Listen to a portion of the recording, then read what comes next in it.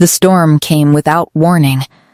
One moment the sky was the deep, bruised purple of late evening, and the next it split open like something had torn through it from the other side. Rain hit the cobblestones of Veldrath Market Square so hard it bounced back up, and the wind that followed was the kind that didn't just push it hunted. It found the gaps between buttons and the spaces beneath collars and the soft skin behind ears, and it bit down and held on. Mara had 3 copper coins in her pocket, a basket of unsold herbs on her arm, and absolutely nowhere to go. The market stalls collapsed around her in a chaos of snapping canvas and rolling wooden crates. Merchants cursed and grabbed for their inventory. A woman screamed somewhere to her left as an awning tore free and sailed overhead like a wounded bird. Everyone was running. Everyone had somewhere to run to. Mara stood in the middle of it and turned in a slow circle, rain already plastering her dark hair to her face, and tried to think. The inn was 20 minutes east. The infirmary where she worked part-time was further. The small room she rented above the tanner's workshop was in the opposite direction entirely, and the tanner had made it very clear that the key he'd given her was for the room only, not the main building, and that she was not to knock on his door after sundown for any reason whatsoever. Lightning cracked directly overhead. Mara ran. She didn't pick a direction so much as let momentum choose for her, following the fleeing crowd until the crowd thinned and then disappeared entirely, ducking under the overhang of a boarded building, pressing herself against the wood and gasping. The rain was a wall of white noise.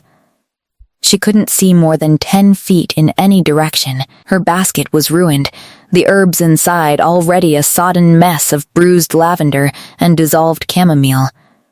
3 copper coins. She pressed her hand over them through the fabric of her pocket anyway, just to feel them there. That was when she heard the horses. She felt them first, actually a deep vibration through the cobblestones beneath her feet that she mistook for thunder.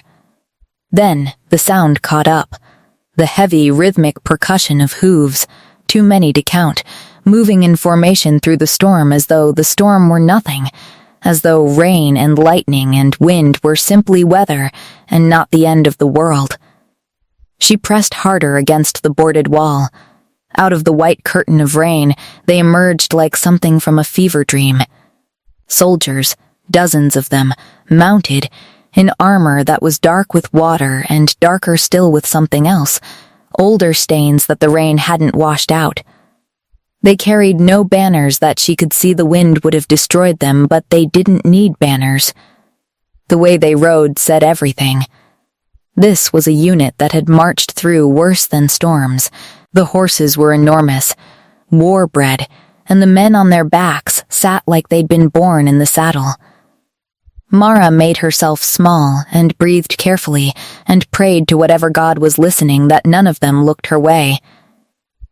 Then, the wind changed direction. It came roaring down the alley to her left with a howl that seemed personal, and it hit her with a blast of cold, so savage her knees buckled. The basket tore from her arm. She grabbed for it, missed, stumbled forward off the overhang and directly into the rain, and the cold hit her so completely and so suddenly that for a moment she simply stopped functioning, stopped thinking, stopped calculating, stopped being anything other than a body in a storm. She staggered into the street. One of the horses reared. She heard the rider's voice cut through the storm before she saw him a single sharp command that stopped the horse mid-motion. A sound so certain it seemed to reach through the animal's panic by pure authority. Then a hand came down and caught her by the arm before she hit the cobblestones, and she was yanked upward with a force that lifted her completely off her feet and set her back upright with an efficiency that was almost impersonal. She looked up. He was looking down. He was the largest man she had ever stood next to. That was her first thought. Unhelpful and irrelevant, but impossible to avoid. He sat on his horse like the horse was an extension of him, one hand holding the reins with loose, total control, and he was soaking wet, rain streaming down the planes of his face, and he was staring at her with eyes the color of winter fog pale gray and absolutely, completely unreadable. He said something. She couldn't hear it over the storm. She shook her head. He said it again, leaning down, and this time the words reached her. Get out of the road. That was all. Get out of the road. No concern, no warmth, nothing, just a fact being delivered. She was in the road.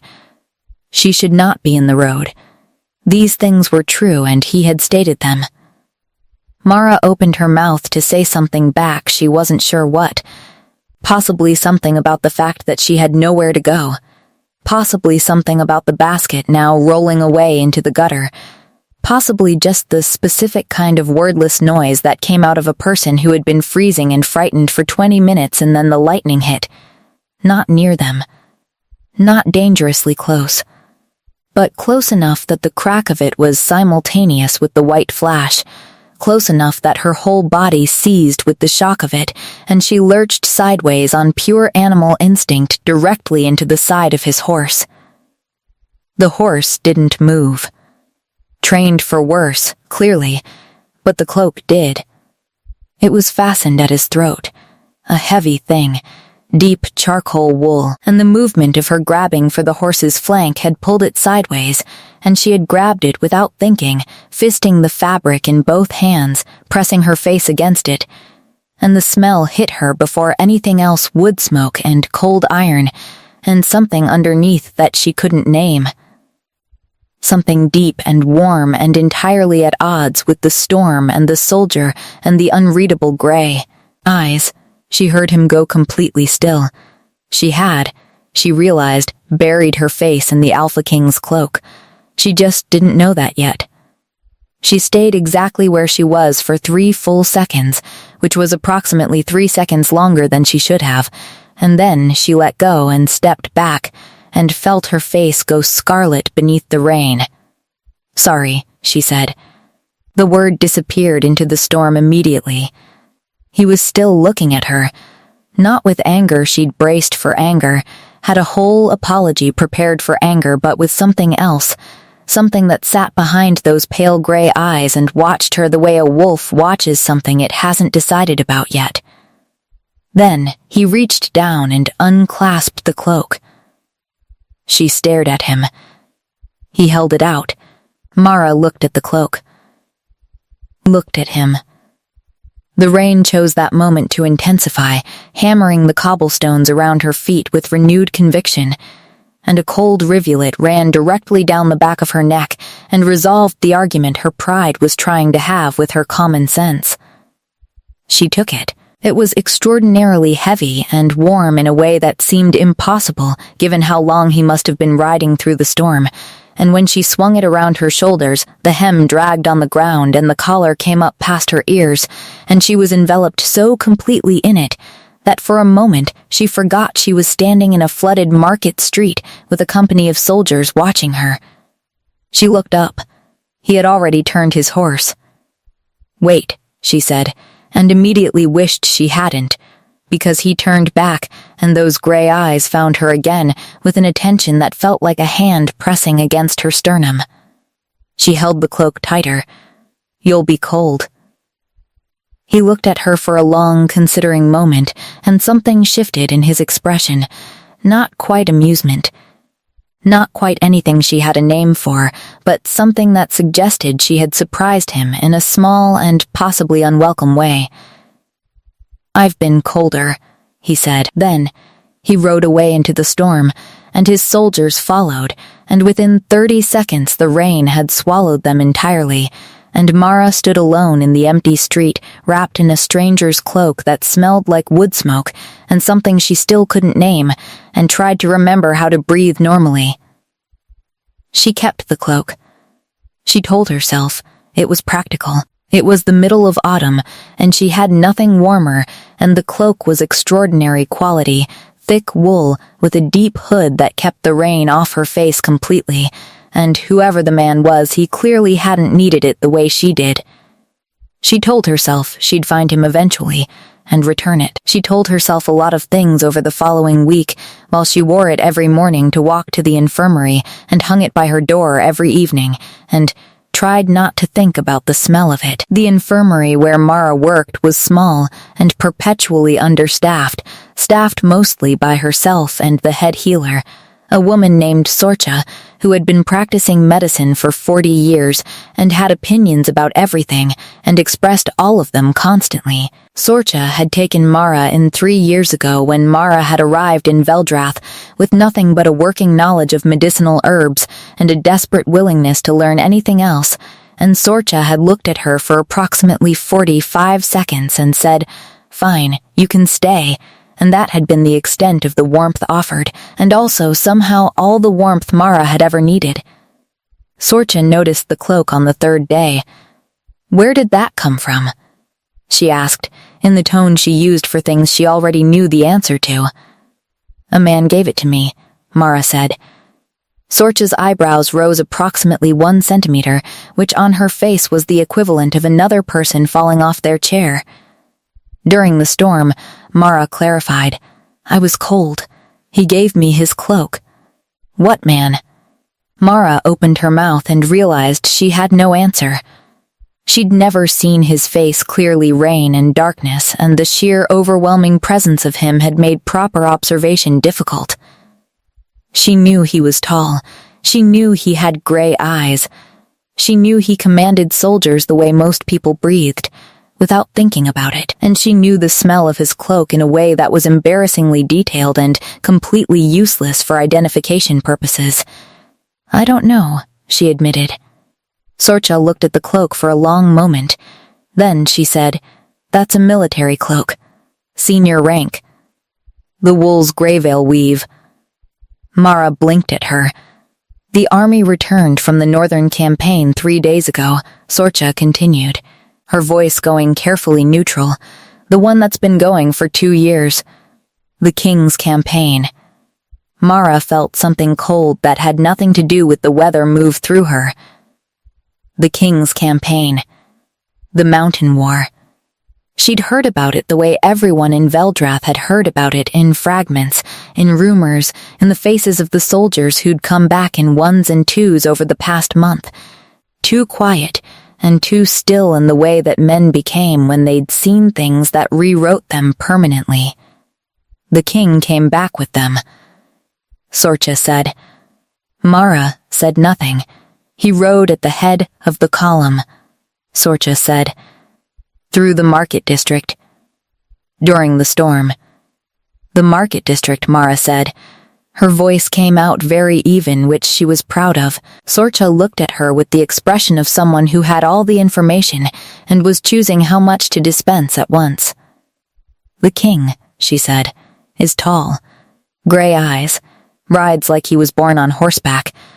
Has a reputation for being, and here she paused, selecting the word with surgical precision, certain. Mara became aware that she was holding very still.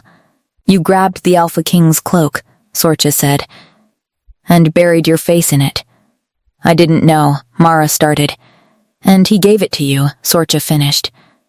She tilted her head. That's interesting. It isn't interesting, Mara said immediately. He was being practical. I was in the road. I was cold. He had a spare. Sorcha said, in the tone that meant she disagreed completely, and was simply choosing not to argue. Yet, Mara hung the cloak up when she got home that evening and stood looking at it for a long time. She should return it. Obviously, she should return it. She went to bed and dreamed about gray eyes and wood smoke and the specific quality of a silence that paid attention, and woke at dawn with her heart beating too fast and her common sense firmly in charge again. She was going to return it. Today, returning a cloak to a king, she discovered, was not a simple errand. She'd assumed naively, she now understood that there would be some kind of system for it. A palace gate. A guard she could hand it to, a formal lost and found for items accidentally bestowed upon cold herbalists during storms. Instead, what she found when she arrived at the outer wall of the Veldrath Palace with the folded cloak under her arm was a gate, 2 guards, and a level of disinterest in her existence that was almost impressive. "I need to return something," she told the guard on the left. "To the king." The guard on the left looked at her. The guard on the right did not look at her, which somehow felt worse. "It's his cloak," she said. "He gave it to me. During the storm. 3 nights ago." The guard on the left said, "You can leave it here." Mara looked at the cloak, then at the guard. It's quite valuable. I'd rather make sure it gets to him directly," the guard on the left said. "You can leave it here," again in exactly the same tone, which told her everything she needed to know about how this conversation was going to go. She left it there. She walked back to the infirmary with the specific hollow feeling of a task accomplished that hadn't actually felt like an accomplishment, and she told herself this was fine. The cloak was returned. The errand was done. Whatever strange, storm-drenched moment had happened 3 nights ago was closed now, folded away neatly like the cloak itself, and she could go back to being a herbalist in a small infirmary in a city that had nothing whatsoever to do with kings or campaigns or pale gray eyes. She was 3 hours into a very productive morning of actually believing this when Sorcha appeared in the doorway of the back room with an expression Mara had never seen on her face before. "There's a man at the door," Sorcha said. Mara looked up from the poultice she was preparing. Sorcha said, "He's wearing palace colors." Mara put down the poultice. "He says the king received your returned item," Sorcha continued, "and the king would like to speak with you. Today, at the palace, at midday." The silence that followed lasted approximately 4 seconds. "About the cloak?" Mara asked. "Presumably," Sorcha said, in the tone that meant she thought it was not about the cloak at all. Mara arrived at the palace gate at midday, was met by a man who introduced himself as Cassian, the king's second in command, and was walked through corridors that made her feel like she'd wandered inside a building that had always existed, and always would. Stone floors worn smooth by centuries of feet, high windows letting in pale autumn light, the kind of silence that wasn't empty but full, packed tight with the weight of everything that had happened within these walls. She was brought to a room that was clearly an office, functional and sparse, with maps on one wall and a large desk buried under correspondence, and Cassian said, "Wait here," and left. Mara waited. She looked at the maps. They covered the northern territories, the mountain regions, the borderlands, all the places the army had been for 2 years.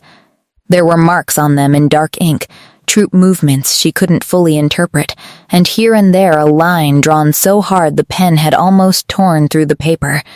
She was close enough to see those lines clearly, and she didn't like what they made her feel, which was the particular sadness of seeing evidence of decisions that cost something. The door opened. She turned, and there he was, and the shock of recognition was immediate and complete, even though she hadn't consciously known what he looked like. She'd thought rain and darkness and a high horse had made him something almost abstract in her memory, a presence more than a person. But here he was in the pale midday light with no storm between them, and she recognized him anyway, in the same instinctive way you recognized a piece of music you hadn't heard in years. The height, the gray eyes, the quality of attention he directed at a room simply by entering it. He looked at her with the same expression he'd had in the storm, not quite readable, not quite closed. Something behind the gray watching carefully. "You returned the cloak," he said. "Yes," Mara managed. "You gave it to me. I'm aware of what I did," he said. The words weren't unkind exactly, they were just very direct. "I wasn't certain you would return it. Why wouldn't I return it? Something moved in his eyes, brief and controlled. Most people, he said, would consider it a prize. Something to keep. Mara considered this. It wasn't mine to keep. He looked at her for a moment. Then, he said, "Sit down," in the same tone he'd used in the storm, not a suggestion, but not cruel either, just a man who was accustomed to things happening when he spoke. She sat. He moved to the desk and remained standing, which meant he was still significantly higher than her, and she had to tilt her head back slightly to look at him properly, which she suspected was not accidental. He picked up the cloak from where it sat folded on the corner of the desk. "It smells like lavender," he said. Mara felt heat rise up her neck. "I work with herbs. I couldn't help what it absorbed." He set the cloak down. His expression hadn't changed. "Tell me your name." "Mara." She paused, then added, "I'm a healer. Herbalist. I work at the infirmary in the lower quarter." He nodded once, filing this away in whatever internal system organized the information he took in, which she imagined was extremely efficient. "I'm told you asked to return it personally," he said, rather than leaving it at the gate. I thought Mara stopped. I thought it was important enough to handle properly. "You thought a cloak was important enough to handle properly," he repeated. "When someone gives you something," she said, carefully, "you owe them the courtesy of returning it properly. So they know you understood what it was worth." The quality of his attention sharpened. She felt it like a change in pressure. "And what was it worth?" he asked. She met his eyes. "It was warm," she said simply. "When I needed to be warm. That's worth returning properly." The silence that followed was different from the silences before it. Deeper, somehow, more considered. His name, she would learn 3 minutes later when Cassian reappeared in the doorway and addressed him, was Kalen Voss. He was the Alpha King of the Veldrath territories. He had been at war for 2 years and returned 4 days ago and had not, Cassian would mention in a tone of careful neutrality, slept properly since. She would learn all of this in the following minutes, but in this moment, in the pause before Cassian's arrival, what she learned was simpler. He was looking at her the way people looked at things they hadn't expected to find, like she was something that had appeared in a storm and turned out, on closer inspection, to be real. She looked back at him. Outside, the autumn wind moved through the palace courtyard, and the light through the high windows shifted gold. She did not expect to be summoned again. That was the part she kept returning to, in the days after the meeting in the palace office. She'd returned the cloak. He'd asked her name. They'd spoken for perhaps 10 minutes before Cassian had appeared with an urgent matter requiring the king's attention, and she'd been quietly, efficiently shown out by a different guard through a different corridor and deposited back onto the street, with the distinct feeling of having been handled. Gently, but completely. She didn't know what she'd expected. A thank you, perhaps. A formal dismissal. Something that closed the thing neatly. Instead, she got nothing for 4 days, which was almost worse than nothing because nothing with no preceding contact was just nothing. But nothing after 2 encounters had a specific texture to it that she kept accidentally touching with her thoughts at inconvenient moments. During herb preparations. During the night. During conversations with Sorcha, who had developed a talent for going quiet in a way that asked questions without asking them. On the 5th day, Cassian appeared at the infirmary. He had the manner of a man who delivered unusual requests as though they were entirely ordinary, which Mara suspected was a professional skill developed over years of service to someone for whom unusual was simply Tuesday. "The king requests your assistance," Cassian said. "At the palace. This evening." Mara set down the tincture she was measuring. "My assistance with what?" Cassian paused for precisely a beat too long. "A matter of health," he said. Your expertise as a healer is relevant. Sorcha, who was pretending to organize a shelf across the room and fooling absolutely no one, made a small sound. What kind of health matter? Mara asked. Cassian said, The king will explain. This was, Mara reflected, a very practiced non-answer. She went anyway. She told herself it was professional obligation. A request for a healer's assistance was a request for a healer's assistance, regardless of who was asking. She brought her kit, the practical canvas bag she carried on house calls, filled with the things she'd need for most ordinary ailments. Willow bark, yarrow, valerian tincture, a small pot of wound salve, linen bandaging. She was a professional. This was professional. Cassian brought her to a different part of the palace than before, up 2 flights of stairs and through a corridor that grew quieter with each step, the kind of quiet that existed only in spaces kept deliberately private. He stopped at a heavy door, knocked twice, opened it without waiting for a response, and gestured her inside. She'd been expecting the office again. Instead, she was in what were clearly private quarters, large and firelit, simpler than she'd anticipated, a warring combination of a man who could have had anything and had chosen function over ornamentation. Weapons on the wall, arranged with the precision of use rather than display. A writing desk with multiple documents spread across it. A window looking out onto the palace courtyard, currently dark and rain-washed. And by the window, Kalen Voss, standing with his back to her, looking at nothing she could see. He didn't turn when she entered. Cassian left. The fire crackled. Mara stood in the center of the room with her kit at her side and waited, because she was beginning to understand that he did things in his own time, and the interval wasn't rudeness but something else, the pause of a man who had learned to be careful about what he said before he said it. He turned eventually, and what she saw stopped the professional assessment she'd been preparing. He looked exhausted in a way that went deeper than tired. She'd seen it occasionally in long-term patients, that particular excavation that happened when the body had been fighting something for too long. The shadows beneath his eyes were severe. The lines of his face were sharper than she remembered. He was still utterly composed. She suspected he was composed in his sleep, or would be if he were sleeping, but beneath the composure there was something strained.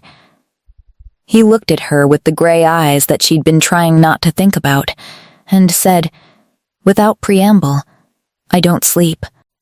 Mara kept her expression neutral. How long? Since we returned. His voice was evened. Before that, at intervals, during the campaign. But since returning, it's been consistent. Consistent meaning what? Meaning I don't sleep. His jaw tightened slightly. Or when I do, it doesn't last. Something brings me back. Something, she said. Or somewhere. He looked at her, sharp and assessing. What do you mean by that? She chose her words carefully. Sometimes sleeplessness isn't just the body refusing rest. Sometimes it's the mind refusing to go somewhere it associates with difficulty. His expression didn't change. But something in the room did, a subtle shift in the quality of his stillness that told her she'd touched something true. She moved to the chair nearest the fire and set her kit on the side table and opened it with the efficient, unhurried movements she used with patients who were close to the edge of their tolerance, no sudden gestures, no urgency, nothing that would tip the balance wrong. Do you have a preference for how we approach this? She asked. I can offer something to help the body relax, though for something this established it may only be partial. Or we can talk through what happens when you try to sleep. He said nothing for a moment. Then he moved to the chair across from hers and sat, and the act of sitting, the simple physical concession of it, told her more than anything he'd said. He was tired enough to try something he would not have tried if he had any other option. Talk first, he said. Then we'll see about the herbs. She nodded. Tell me what happens. His hands rested on the arms of the chair. The fire caught the angles of his face and cast the rest in shadow. "The war," he said after a moment. "I see the war. People I couldn't," he stopped. "People who were lost." Guilt, she thought, but didn't say. Not yet. When did it start? "The night we made camp after the final battle," he said. "I closed my eyes and I was back there, and every time since then." "Every time," she said. "Not sometimes. Every time." She kept her hands relaxed in her lap and her voice level, and her expression the particular kind of quiet that she'd learned invited people to keep going. The expression that said, "I'm listening, and I won't make this harder than it already is." He talked. Not much. Not at first, fragments, edges, the shapes of things without the full weight of them, but he talked. And the fire burned lower. And somewhere in the third careful hour of it, in the middle of a sentence about something that had gone wrong in the third week of the mountain campaign, his voice slowed, and his head tipped forward, and Mara realized, with a start, that he was asleep. She sat very still. The king of the Veldrath territories was asleep in the chair across from her, his hands loose on the armrests, his breathing evening out slowly into something deep and genuine and exhausted. She reached out very carefully and drew the blanket from the back of the chair and settled it around his shoulders and told herself this was a professional accomplishment and not anything else. She almost convinced herself. She stayed until dawn in case he woke. He slept for 4 hours. When he woke, he looked at her across the firelit room and said nothing for a long moment. Then, quietly, "Come back tomorrow." It was not a request. She came back. A routine formed the way routines did, not through decision but through repetition, each evening resembling the last closely enough that after a week it felt as though it had always existed. She arrived at the palace after the infirmary closed, was met at the gate now without question, the guards having apparently been informed that she was expected. Cassian walked her up the familiar corridor less and less by the third day she'd been shown the route, and after that she walked it alone, which felt significant in a way she tried not to examine. The king's door, the firelit room, the 2 chairs arranged at the same angle to the hearth. He was always there when she arrived, sometimes reading, sometimes standing at the window, once on a day when she came slightly later than usual due to an emergency at the infirmary, pacing with the controlled frustration of a man who had been waiting and was not accustomed to waiting. They talked. That was the shape of it, at its most basic. She asked questions in the careful, unhurried way she'd learned worked with him, and he answered in the measured, halting way of someone not accustomed to answering, and occasionally the direction reversed and he asked her things about the infirmary, about her work. Once about where she'd come from, and whether she had family in Veldrath. No, she'd told him, "I came here alone." He'd looked at her with something in his expression she hadn't been able to name. "From where?" he'd asked. She'd told him about the village 3 days east, the one she'd left at 17 with a basket of herbs and a very clear sense that she needed to be somewhere that didn't already have a fixed idea of who she was. He'd listened without speaking until she'd finished, and then he'd said, simply, "That takes courage." And she'd had to look away from the fire for a moment because the way he said it made it feel true rather than complimentary. And he slept. Not every night. Not without difficulty. Some nights he woke within the hour, grave-faced and tightly controlled, and she would talk again. Or stay quietly present. Or, on the 3rd week when it was very bad, she asked if she could try something. He'd looked at her with the careful attention that she'd stopped finding unnerving, because it was simply how he looked at things. "Try what?" he asked. She'd taken a small sachet of herbs from her kit, chamomile and valerian and one other thing, dried and powdered, that Sorcha had called by an old name and pressed into Mara's hands without explanation, and she'd asked if she could hold it near him while he tried to sleep. "That's unusual medicine," he said. "It's old medicine," she said. Sorcha says scent-based compounds work on the body's deeper instincts. I'd rather try something gentle before anything stronger. He'd allowed it. He'd slept for 6 hours. When he woke, he'd looked at the small sachet in her hand and then at her face and said nothing at all. But the next evening when she arrived, there was a second chair at the hearth, positioned close, and a blanket on it, which was the equivalent, she was learning, of most people offering a lengthy verbal welcome. She learned him in pieces. That he read obsessively. There were books stacked everywhere, histories mostly, military theory, occasionally something she didn't expect. A collection of old folk stories from the mountain territories, which she found on the desk one evening and picked up before she thought about it. He said, from across the room, those are from the borderlands. From the villages there. She turned a page carefully. They're beautiful. He was quiet for a moment. They're from the people we were fighting to protect. He paused. I read them to remember what it was for. She held the book a little more carefully after that. She learned that he had a scar along his left forearm that he never mentioned, a long one, silver and old, and that when he was thinking hard about something his left hand went to it without him seeming to notice.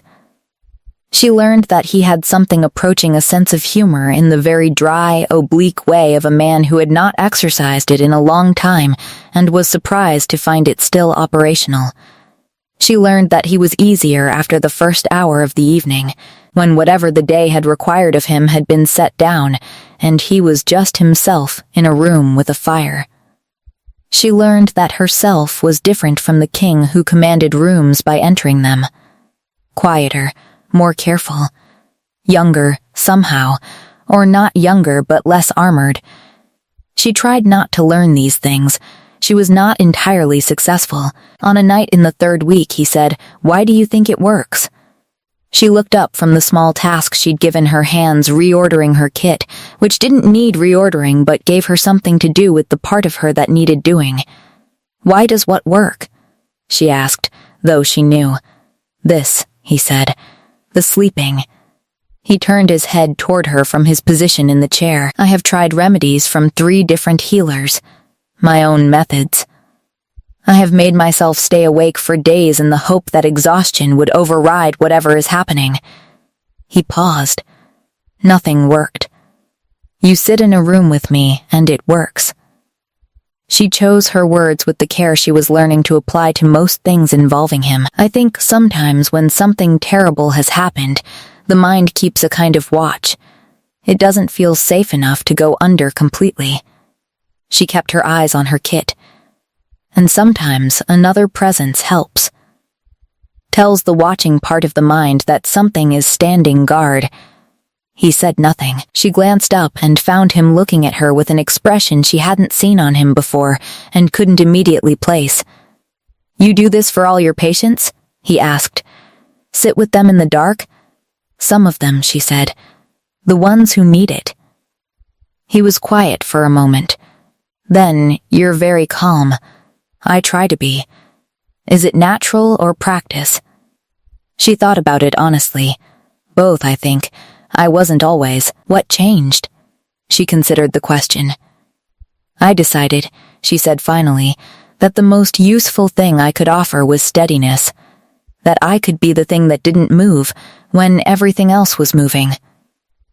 He looked at her with the pale gray eyes she had stopped pretending she didn't notice and said, quietly and with a weight that she felt in her sternum, "That is not a small thing to be." She had to look back at her kit. The fire burned. Outside the window, the first frost of the season was settling on the palace courtyard, turning the cobblestones silver. She stayed until he slept. She went home through the frosted streets at midnight and told herself the warmth in her chest was just the walk. Sorcha said nothing for an entire week. This was unprecedented.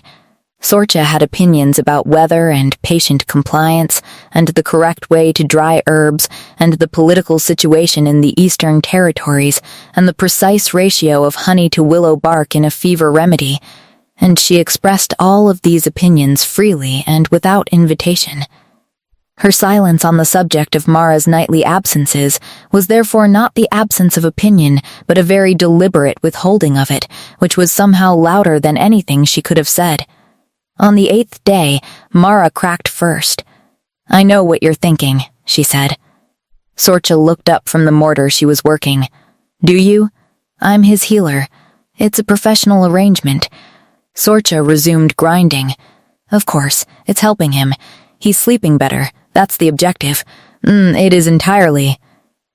"Professional," Sorcha said. "Yes, you mentioned that." Mara put down the bundle of dried lavender she was holding with more force than it required. "It is." Sorcha looked at her with the expression she used on patients who were insisting the pain wasn't that bad. "You've worn that cloak every single day since the storm," she said. "The one he gave you. Even though you returned it and he gave it back." She had given it back. That was the part Mara hadn't mentioned to Sorcha, that at the end of the first week, Kalen had produced the cloak from the corner of his office, where it had apparently been sitting since she left it at the gate, and placed it on the chair beside her kit, and said simply, "It was already yours." She'd started to protest, and he'd looked at her with those gray eyes and said, "You stood in a flooded street in autumn and gave it back rather than keep something that wasn't yours." That's not a person who needs to return a cloak. She'd taken it home. She wore it every day. This was not, she told herself, evidence of anything. Sorcha said, again, which contained more information than most people managed in full sentences. "He's not sleeping because of the herbs," Sorcha said after a moment in a more serious tone. "I want to be clear that I think you know that." Mara kept her hands busy. "The herbs help. The herbs help the way a candle helps in a very large dark room. They're not the source. You are. I'm a calm presence." Sorcha set down the mortar and turned to face her completely. "Child." She only used that word when she was being very direct. "You know as well as I do that scent-based sedation works on wolf instincts at the deepest level, and the scent that's calming him isn't the herbs." Mara felt the heat rising up her neck. "I'm not saying you've done anything wrong," Sorcha continued. "I'm saying you should understand what's happening. Because I suspect he does." "What do you mean?" "Shifters recognize these things," Sorcha said simply. "Before they name them, before they decide what to do with them, they recognize them. It's not a thought. It's a knowing." Mara looked at her hands. "He keeps asking you back," Sorcha said. "He needs a healer. He has access to the finest healers in the territory," Sorcha said. "He chose a herbalist from the lower quarter who literally grabbed his cloak in a storm." Mara said nothing. Sorcha picked up the mortar again. "I'm not telling you to stop going," she said. "I'm telling you to go with your eyes open." That evening, Mara walked to the palace with the cloak around her shoulders and her eyes, she told herself, open. She found Kalen at his desk, bent over a series of documents that had the look of things that had been troubling him all day. The set of his shoulders was different than the evenings when he'd managed to put the work down. She set her kit on the side table and didn't sit in her chair immediately, looking instead at the documents spread before him. "Bad news?" she asked. He looked up. She was never quite prepared for the directness of it, the way his attention moved. "Complicated news," he said. "There's a disagreement among the council about the border territories. The Steel Claw, lands." He paused. "You know about them? I hear things at the infirmary," she said. "People talk when they're in pain." She sat in her chair. "What's the disagreement?"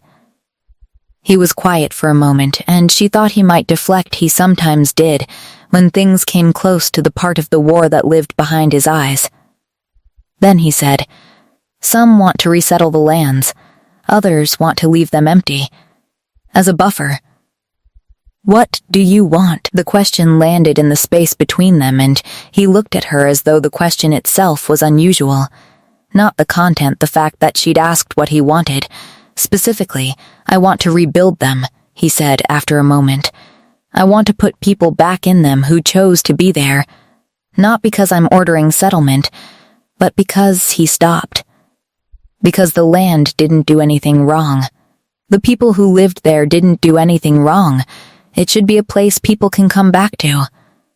Mara looked at him steadily.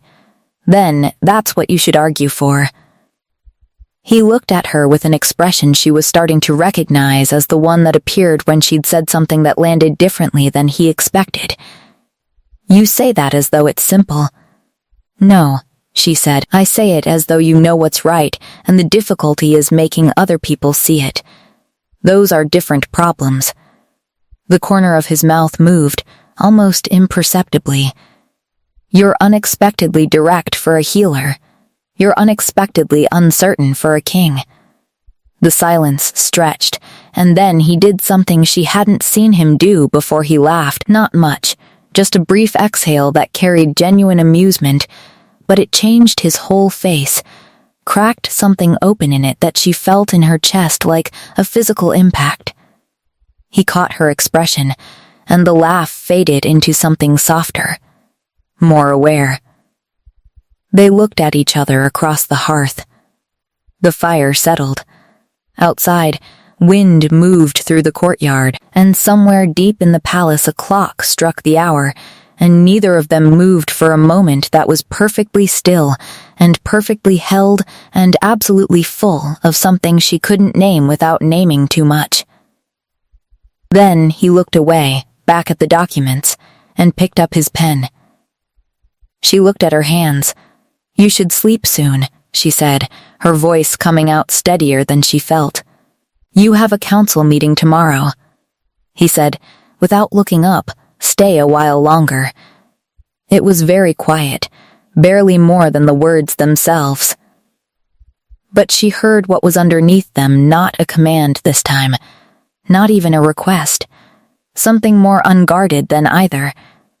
She stayed. She told herself it was professional. The fire burned. It was the nightmare that changed everything, not the sleeping that had been changing incrementally for weeks. Each night a little longer, a little deeper, the lines of exhaustion gradually easing from his face in increments she noticed because she was watching more carefully than she should have been. Not the talking, which had grown easier in the way of things practiced. The particular intimacy of two people who had run out of the need to perform for each other.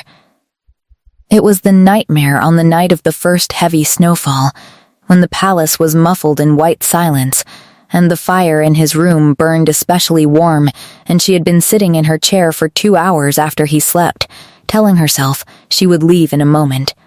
Telling herself this for longer than made any professional sense. She'd been watching his breathing. This was something she'd told herself was clinical observation, monitoring the sleep quality, assessing the efficacy of the treatment, being a responsible healer. And it was those things. It was also something else.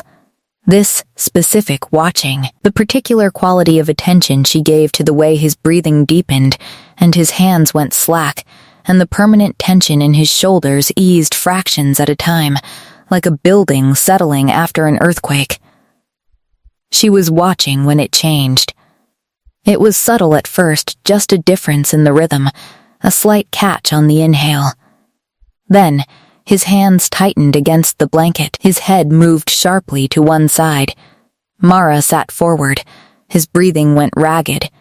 A sound escaped his throat, low and pained, the sound of someone trying to stay quiet while something terrible happened to them. His whole body went rigid, braced against something only he could see, and she knew with the clinical certainty of a healer and the non-clinical certainty of someone who had been paying close attention to this particular person that this was worse than the ordinary difficulty. She went to him without deciding to. Her hand found his shoulder in the firelit dark, and she said, softly, Kalen, his name. She'd been careful about that, using the title, maintaining the formal distance that reminded her what this was and what it wasn't. But in this moment the title wasn't right. It would reach the king and miss the man, and it was the man who was trapped somewhere terrible and needed to be found. Kalen, his whole body shuddered. She took his hand. And then, she was somewhere else. The transition was immediate and total.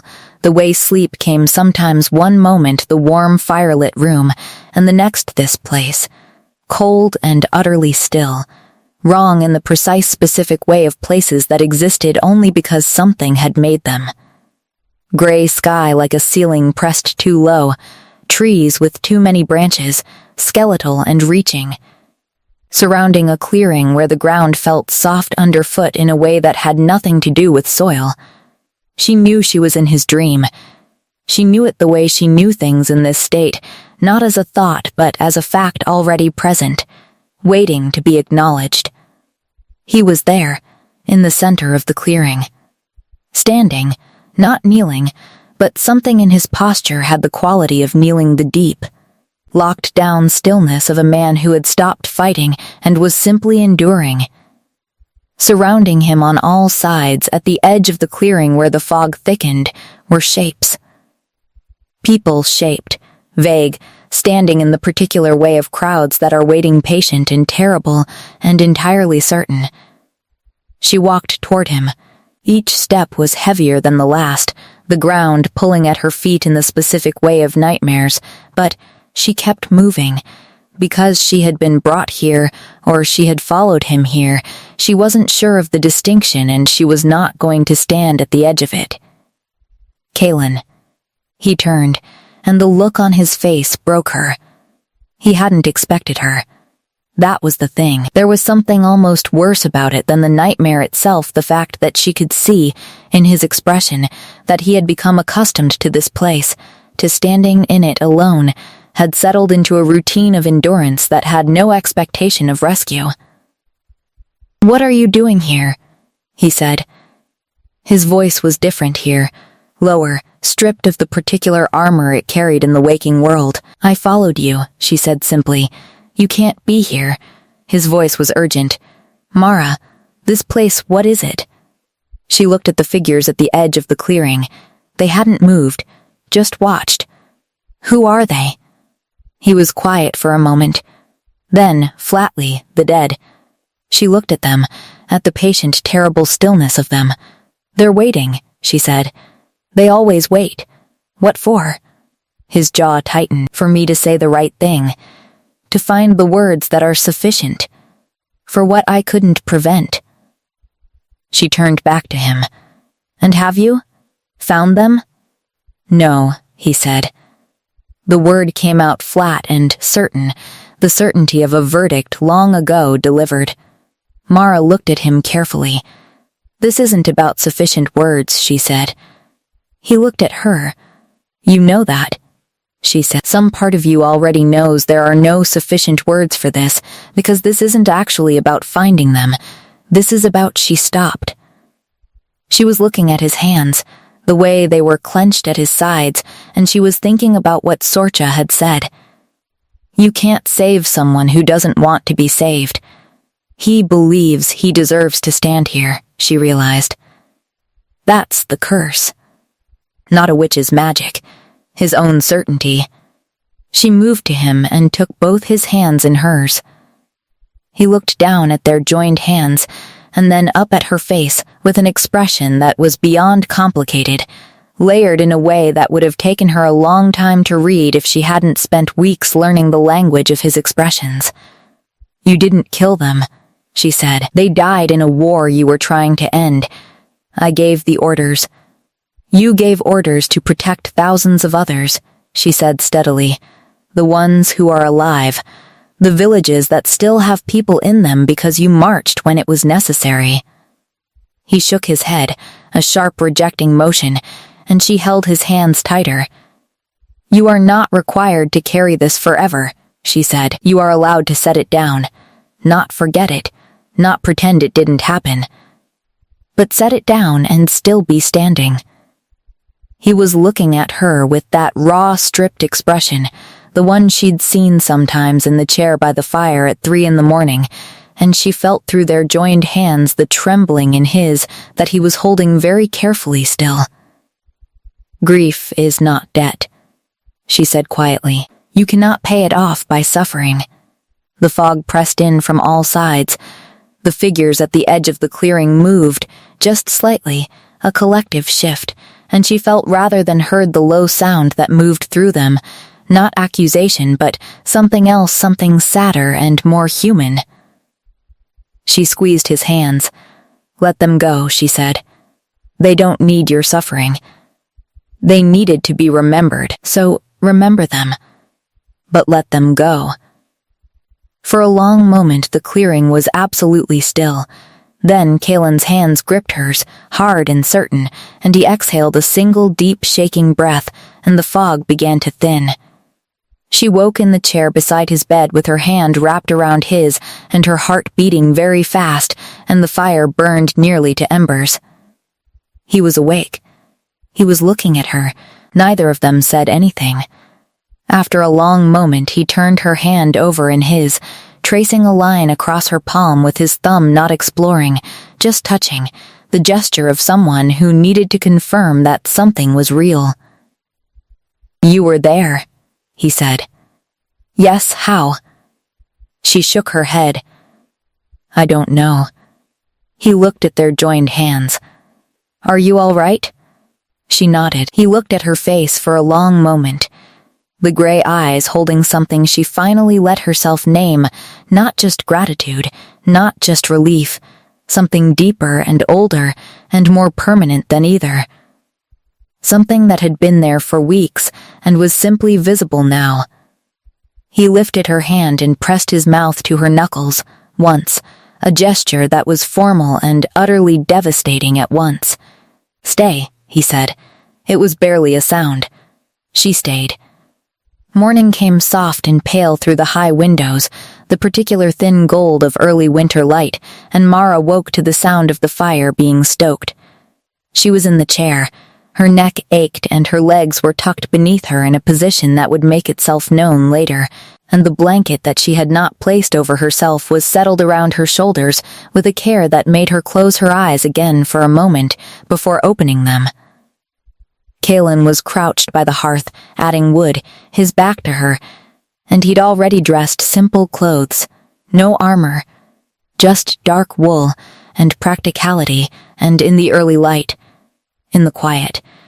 He looked like a version of himself that she thought perhaps not many people saw. She watched him.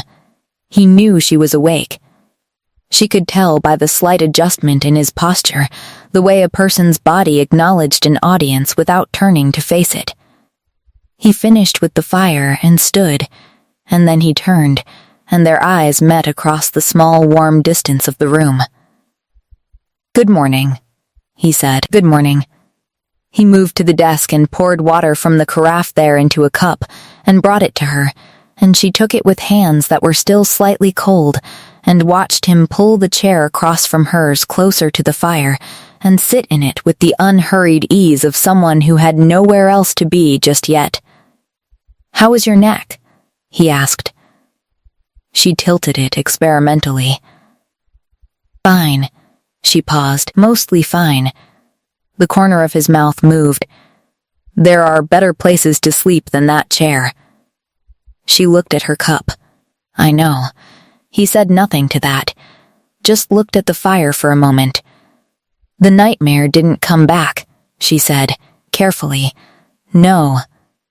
He said, Does that feel different?" He was quiet, considering in the way he did not avoiding the question but actually examining the answer before offering it. "Yes," he said finally. "It feels like something has been put down. Not gone, but no longer required to be carried in the same way." She thought about what she'd said to him in the fog. "Grief is not debt." He looked at her. "You said that to me." "In the hollow." "Yes." He was quiet for a moment. "How did you know that was the thing?" She thought about the village she'd left at 17. The parents who'd told her, in various ways over 17 years, that she was too much and not enough simultaneously, that her presence was a problem to be managed. The specific shape of the belief she'd carried out of that village like luggage that she needed to earn her right to exist, that belonging was a thing to be justified, not simply inhabited. She said, "Because I've carried a version of the same thing. And I know what it looks like from the inside." He looked at her steadily. "Tell me about it." She started to deflect the professional instinct, the healer's habit of redirecting attention outward, and then stopped. He had told her things in this room that he had told no one else. She could hear it in the way he said them, the particular quality of words being spoken for the first time. "My parents," she said. "They couldn't keep me. Or they decided they couldn't. I'm not entirely sure which." She heard him go still. "I told myself for a long time that it meant something about me." She kept her voice even, that if I'd been different, less difficult, more useful, something they would have made different choices. He said, quietly. "And now?" She looked at the fire. "Now I know that their choices were about them. Not me." He was quiet for a moment. "When did you learn that?" She almost said gradually, the safe answer, but found herself saying instead, "I'm still learning it. Some days better than others." His eyes met hers. "That seems honest. It's the most honest thing I know how to be about it." He nodded once, slowly, in the way that meant he was filing something away, not just the fact, but the shape of it, the weight of it. Then he said, "Your parents. Do you know where they are now?" "No." She looked back at the fire. "I stopped trying to find out a long time ago." He said nothing. But he reached across and poured more water into her cup without being asked, a small and practical gesture that sat in the room between them like something much larger. She drank her water. Cassian came eventually, as Cassian always did, with a brief knock and a list of the morning's requirements, delivered with the diplomatic efficiency of a man who understood when he was interrupting something and had decided the king's schedule took precedence anyway. Mara stood and gathered her kit and was wrapping herself in the cloak when Kaelin said, from behind her, "Are you working today?" "Yes," she said. "We have a lot of patients this week." "The cold." He nodded. The warmth in his eyes was different from warmth she was accustomed to receiving, she noticed. Softer, more considered, like it had been specifically made rather than generally offered. "This evening," he said. It wasn't a question. "Yes," she said. She walked to the infirmary through frosted streets, with her heart doing something she was trying very hard to describe as a mild physiological response to an emotionally resonant experience, and she arrived to find Sorcha already there, already watching her walk through the door with an expression of profound and patient vindication. Mara hung up her cloak, started organizing the morning supplies. Sorcha said nothing. Waited. He was in the nightmare, Mara said, because the silence was going to crush her. I followed him in. We were in this place, fog, dead soldiers, all his guilt made physical, and I helped him through it. Sorcha said, It was entirely professional," Mara said. "You've been at the palace every night for 3 weeks," Sorcha said. "You're wearing his cloak. You entered his subconscious nightmare landscape and helped him confront his war trauma. When you put it that way." "Professional is a very interesting word," Sorcha said, mildly. Mara looked at her hands. "It can't be anything else," she said. "He's the king." Sorcha looked at her for a long moment. "He gave you his cloak in a storm before he knew anything about you," she said. "Think about what that means for a shifter." Mara thought about it. The warmth that had been sitting in her chest all morning expanded slightly. She thought about gray eyes and wood smoke, and the specific weight of a hand pressing her knuckles to a mouth. She thought about staying. She organized the morning supplies and said nothing else, and Sorcha, mercifully, let her. But when Mara left that evening for the palace, Sorcha called after her. "Eyes open," she said. "Wide open," Mara replied. She meant it. She told herself she knew what she was walking into. She told herself this all the way up the familiar corridor, up the stairs, through the quiet hall. She told herself she was a professional with a clear understanding of the situation and its boundaries and her own position within those boundaries, and she told herself this with the focused determination of someone who had decided that the repetition of a thing would eventually make it true. She was not prepared for the door to open before she knocked. She was not prepared for Kalen to be standing on the other side of it like he'd been waiting, had known the precise moment she'd arrive, and she was not prepared for the way he looked at her direct and uncomplicated in a way that was different from before, as though the nightmare in the morning and the thin gold light through the window had removed something that had been standing between his face and the full weight of what was on it. "Come in," he said. She came in. The room was warmer than usual, the fire built high, and on the small table beside her chair there was a cup of tea already steeping, which was new, and the sight of it did something to her chest that she classified as a reaction to unexpected kindness and not anything more complicated. She set down her kit and picked up the cup. "You didn't have to do this," she said. "I'm aware." She sat in her chair. He sat in his. The fire made its usual sounds. Outside, the snow was falling again, the palace courtyard going white and silent. "I've been thinking," he said, in his measured, deliberate way. She waited, about the nature of this arrangement. Her fingers tightened slightly around the cup. He was looking at the fire. "It started as a health matter," he said. "A practical solution to a specific problem." "Yes, and it has remained practical, in that it has worked." "You've helped me." Considerably, she said nothing. "But I'm aware," he continued, "that it has become something beyond practical." His voice was careful with the particular care of a man who had thought about this for a long time and was choosing every word precisely. "I don't know what to do with this," he said. "That's honest. I am not accustomed to not knowing what to do." He looked at her then, the gray eyes direct and entirely undefended. "I know what I want," he said. "I'm less certain about what's appropriate to want." Mara set down the cup. She had been having the same conversation with herself for weeks, and she was tired of it, she realized. Not angrily tired, but the kind of tired that came from the end of a long effort that hadn't been working.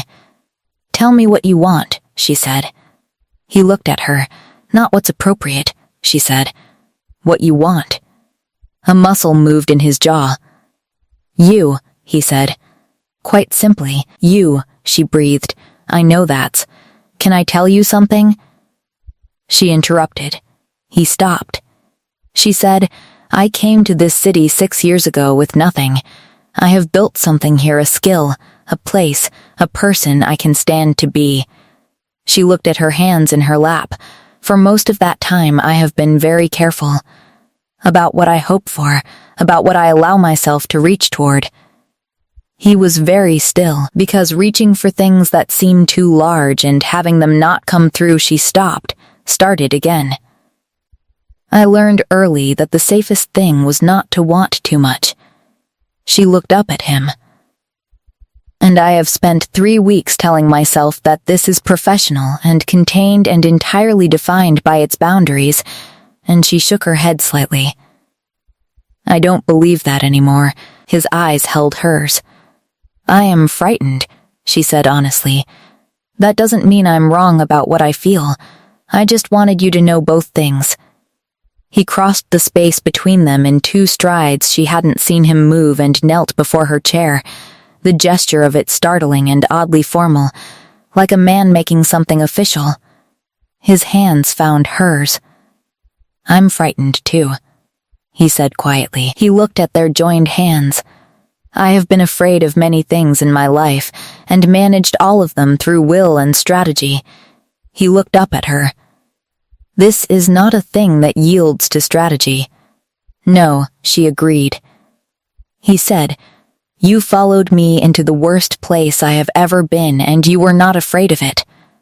You were afraid of reaching for something good." The accuracy of that sat in her chest like a small stone. "There is something wrong with that," he said, gently.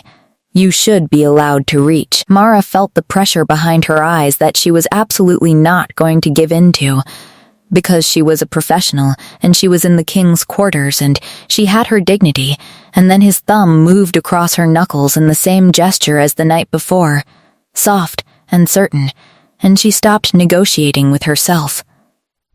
She leaned forward and rested her forehead against his. He went perfectly still beneath that contact, and then his hands tightened around hers, and she felt in that tightening the full weight of what he didn't say, the weeks of evenings, and the fire and the nightmare, and the morning with pale light through the window, and the cup of tea already steeping when she arrived. They stayed like that for a long moment, foreheads together, the fire warm around them, the snow falling beyond the window. Then she lifted her head and looked at him. He looked back. She kissed him. She had imagined this approximately more times than was professionally defensible, and the reality was simultaneously exactly what she'd imagined, and nothing like it at all. His hands moved to her face with a gentleness that didn't belong on hands that had held swords, and he kissed her back with the focused, unhurried certainty he brought to everything. Like there was nowhere else to be and nothing more important, and she understood in that moment why people wrote stories about this, not the romance exactly, but the specific relief of something true being acknowledged after a long time of being almost true. He pulled back after a moment and looked at her with the gray eyes that she had known from a storm. "Stay," he said. She had been staying for weeks. "Yes," she said, and meant it differently than all the times before.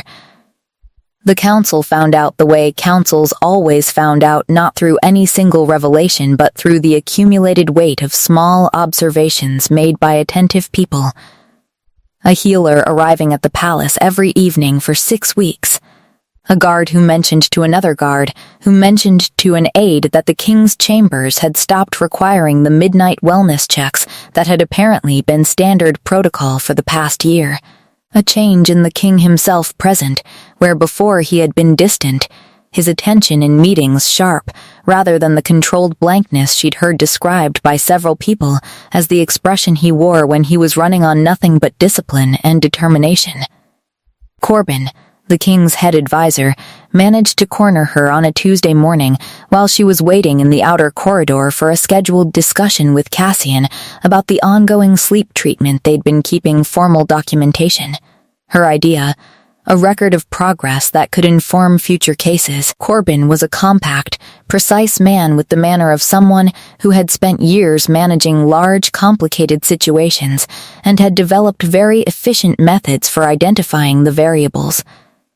He looked at her for a moment in the way of a man completing a calculation. "You're the herbalist," he said. "Yes, the one from the storm." "Yes," he nodded once, slowly, like a piece of information had settled into its correct position. "The king is sleeping," he said. "He is. For the first time in a year and a half." "Yes," another moment. "I imagine that required more than herbs." She met his eyes. She wasn't going to lie to the king's head advisor, and she wasn't going to explain herself to him either. "That's a matter between myself and my patient," she said. He looked at her for a long moment. Then he said, "Good," and walked away. Cassian, who had heard this exchange from 6 feet away, waited until Corbin had turned the corner and said, "That went well." Mara breathed out. The formal council, she learned later, was a more complicated story. The king was not supposed to form bonds outside of very specific parameters, bloodlines, alliances, political utility. This had been the system for generations, the mechanism by which the ruler of the Veldrath territories maintained the complex web of loyalty among the noble houses. She understood this. She'd understood it abstractly since Sorcha had first pointed out that she was an herbalist from the lower quarter, and she'd understood it with much more specific clarity since the arrangement had become something other than an arrangement. She said as much to Kaelin 2 nights after the first kiss, when they were sitting by the fire and she had been quiet for long enough that he'd looked up from his reading and said, "What are you thinking?" in the tone that meant he already suspected it wasn't small. "About the council," she said. "About what this means for them. About what it means for you," he said. "For you as well." He closed the book. He looked at her with the expression she'd learned meant he had already thought about this, had done the full accounting of it, and had arrived at a position. "I am the king," he said. "Not because that makes my preferences override everything else, but because the office comes with a certain authority to determine what is appropriate within it. And I have determined Kaelin." He stopped. "I'm not asking you to defend this to me," she said. "I know where you stand. I know what you want." "Then what are you asking?" She looked at her hands. "I'm asking if you've thought about what it costs. Not for you." He was quiet for a moment. "For you?" Yes, he set the book down entirely and turned to face her fully, the gesture he made when something required full attention. "The council will have opinions," he said. "They always do. Some will be managed and some will not." She waited. He said, "There will be people who see a foundling herbalist and decide that means something about your worth. Who will be unkind." She heard the care with which he chose that last word. "I grew up with unkind," she said. "I know." He looked at her. "And I can't protect you from all of it. I can manage what happens formally. I can't control what people say in corridors." She nodded. "So the question," he said, "is whether you want to stay, knowing that's true." She looked at him across the firelit room, at the man who had given her a cloak in a storm and called her back 5 days later, and fallen asleep in a chair while she talked, and let her follow him into the worst place he'd ever been. Who knelt in front of her chair like making something official, and said he was frightened too. Who left tea steeping on the side table because he had learned how she took it. "Yes," she said. "I want to stay." He breathed out slowly. Then, "You stay." The formal conversation with the council came 3 weeks later, not an announcement exactly, more an acknowledgement Kaelin had said of something already in existence. She dressed carefully for it, Sorcha having opinions about this, and expressing all of them freely and helpfully, at extremely high volume for the preceding 2 days. She wore clean, good clothes, not borrowed finery. She had no borrowed finery to borrow, and she stood in the council room while 12 men looked at her with varying expressions, and Kaelin stood at the head of the table, and used the quiet authority of his voice to state the facts. "She is my mate," he said. Simply, "This is established, and will not be subject to debate." There was a silence. One counselor, Brannon, she'd learn later, perpetually contentious, said, "With respect, Your Majesty, the question of appropriate I am the king," Kaelin said, with a pleasantness that was entirely a weapon. "The question of appropriate is mine to answer." Another silence. "She is a healer," Kaelin continued. "She has saved my life. Not through combat or political maneuver, but through the specific skills she has spent years developing." He looked at the room with the pale gray eyes that she could read now, and the council apparently could also read, because no one spoke. "You will treat her accordingly." Brannon opened his mouth once more. "Accordingly," Kaelin repeated, gently. Brannon closed his mouth. She stood in the council room and felt something in her chest that was not pride exactly, but adjacent to it, not the satisfaction of having been defended, which was part of it, but something deeper. The specific feeling of being seen clearly and chosen deliberately, and having that choice stated in front of witnesses. Of being the kind of value that wasn't negotiated downward. She'd spent most of her life believing that she needed to justify her presence. That belonging was conditional on usefulness and quiet compliance and not taking up too much room. This was different. She was still thinking about it when Kaylin appeared beside her in the corridor after the council had filed out, and looked at her with the gray eyes that she'd known from a storm. "All right?" he asked. She looked at him. "Yes," she said. He nodded, satisfied. They walked back to his quarters side by side, and she matched her pace to his. And the palace corridors were exactly as they had always been, stone and high windows and the weight of centuries, and she felt completely present in them for the first time. The nights changed after that. Not dramatically, there was no single moment of transformation, no line crossed that altered everything on one side and nothing on the other. It was more like the way seasons changed, imperceptible day by day, until you looked back and realized you couldn't locate the exact moment it had shifted. She still brought her kit. She still asked about his sleep, assessed his rest, recorded her observations with the professional diligence she brought to everything medical. She was still his healer in the technical sense, and this was something she valued not because it justified the arrangement, but because her work was hers, built and earned, and she wasn't willing to dissolve it into something else simply because the something else was also real. He understood this. She was learning, very good at understanding things that mattered to her without needing them explained at length, not because he was prescient, but because he paid attention, the same focused, specific attention he brought to military strategy and governance, directed now at the smaller and more important territory of her. The hollow, she called it his word, which she'd adopted, came once more. She'd braced for it during the first weeks, had woken alert in the night at the smallest change in his breathing, prepared to follow him in again. But when it came, 3 weeks after the council meeting, on a night of hard frost and deep silence, it was different. She was there before she understood she was there. And when the fog pressed in from all sides, she was already holding his hand, had apparently been holding it in sleep, and the clearing was smaller this time, the figures fewer. Ada was there, she knew her now, from everything Kaylin had told her, standing at the edge of the thinning fog, with the white cloth still in her hands.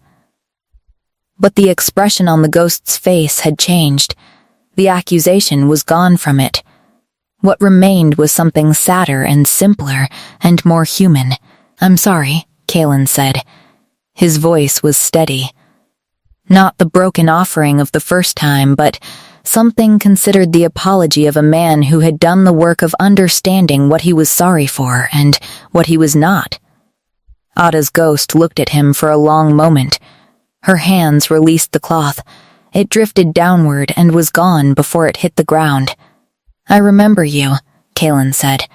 "I will not forget." The ghost was very still. "I'm going to rebuild what was lost," he said. "Not because it pays the debt. Because it should be rebuilt." The fog thinned. Mara held his hand and felt through it the particular quality of a man doing something true, and she was quiet because this was his. This moment, this specific act of standing in a terrible place and choosing to put something down rather than carry it. Ada's ghost looked at Mara once, a long, clear look that was not accusatory but almost appraising, the way a person looked at someone entrusted with something precious.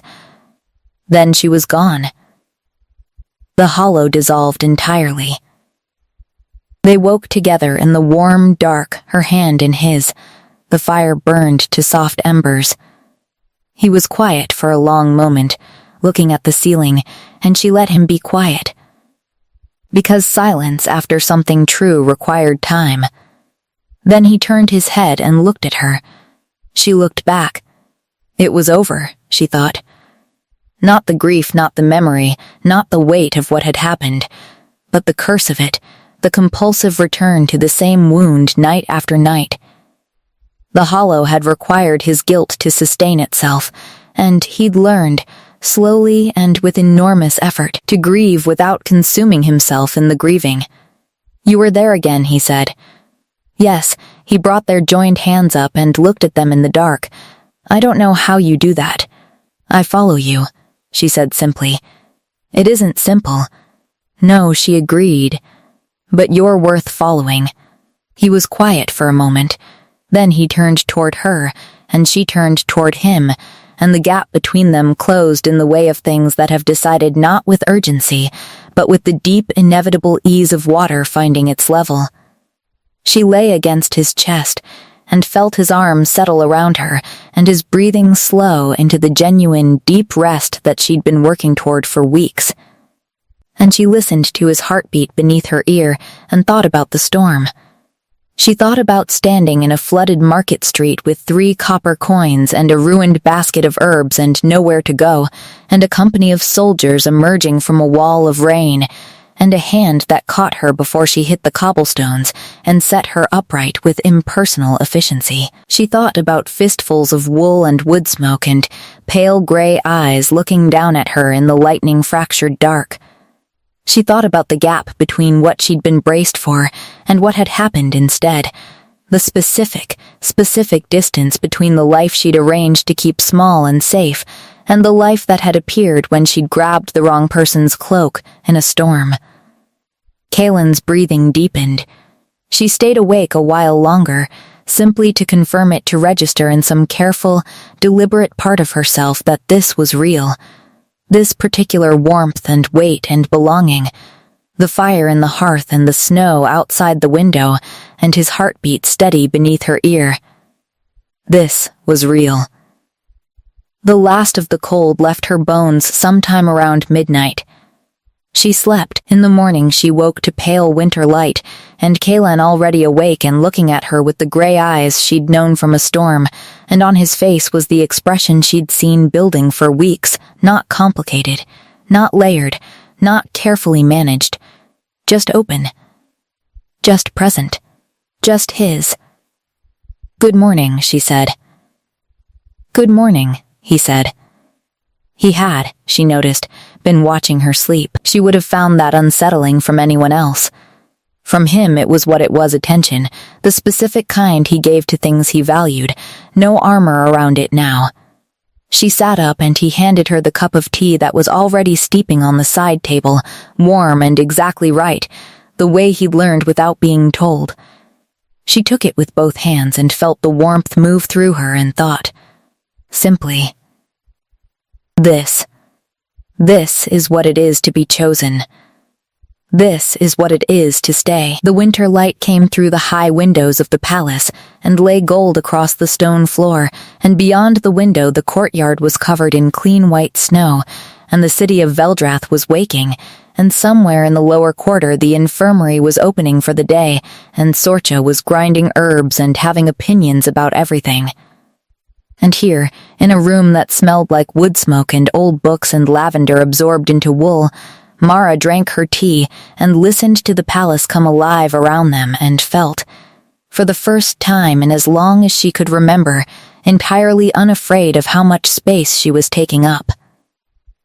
Kaylin said, "What are you thinking?" She looked at him over the rim of her cup. "About the storm," she said. He considered this. "You grabbed my cloak. You were going to ride away. I'd already decided not to," he said.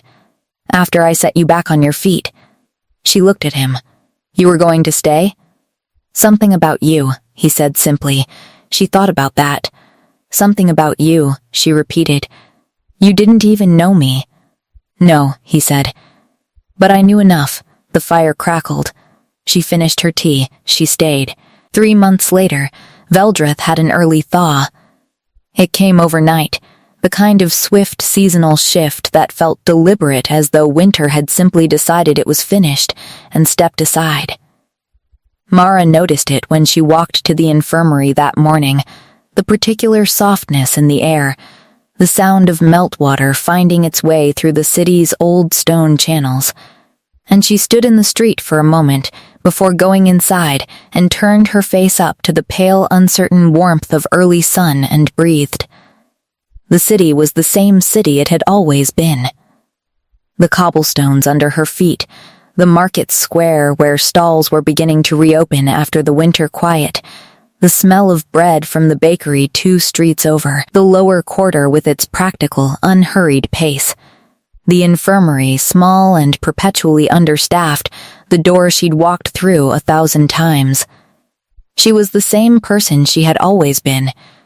That was something she returned to often now, in the careful and important way of someone who had received something large and needed to be sure they understood it properly. She had not been transformed by being chosen. She had not needed to become something different to deserve it. She was the person who had walked into this city with 3 copper coins and a working knowledge of herbs and a very clear sense that she needed to be somewhere that didn't have a fixed idea of who she was. That person was still standing. She was just no longer standing alone. Inside the infirmary, Sorcha was at the workbench, and she looked up when Mara came in and looked at her face for a moment, and then looked back at her work. "You're smiling," Sorcha said. "I'm not smiling. You're doing the thing with your face where you try not to smile and fail completely." Mara hung up her cloak. She was still wearing his cloak, the storm cloak, the one he'd given her in a flooded market street when she was no one and he was coming back from a war. She suspected she would wear it for a very long time.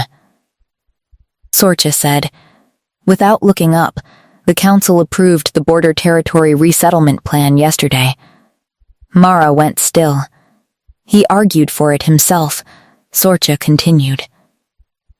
"In full session, I heard from Corbin's assistant, who heard from Brannon's secretary, which is how I hear everything worth knowing." Mara looked at the workbench. "He's going back to the borderlands next month," Sorcha said, still in the same conversational tone. A formal visit. To begin the process. She'd known this was coming. He'd talked about it, in the way he talked about things that mattered to him carefully, with the full weight of his consideration given to every part of it. The borderlands. The villages. The people Ragnar had claimed to be protecting and had instead simply weaponized. He wanted to go back and see what could be rebuilt, what could be returned to something livable. "Are you going with him?" Sorcha asked. "Yes," Mara said. Sorcha nodded once, the small confirmed nod of a woman whose model of the world had just been validated. Good.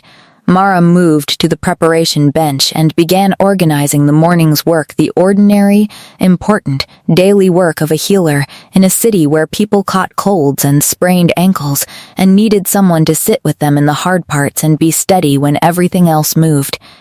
She thought about the borderlands, about standing in villages that had been through something terrible and still being standing. She thought about her kit and her herbs and the specific thing she was good at, which was not fixing things. She'd never been under the illusion that she fixed things, but staying present through the difficulty and being the thing that didn't move. She thought about the storm, about how everything had come from the storm, in the end. 3 copper coins and a ruined basket and nowhere to go, and she'd grabbed the wrong cloak in the dark and found herself inside something she hadn't been looking for. Hadn't let herself look for. Sorcha said, "Mara, you're smiling again." She was. She didn't stop.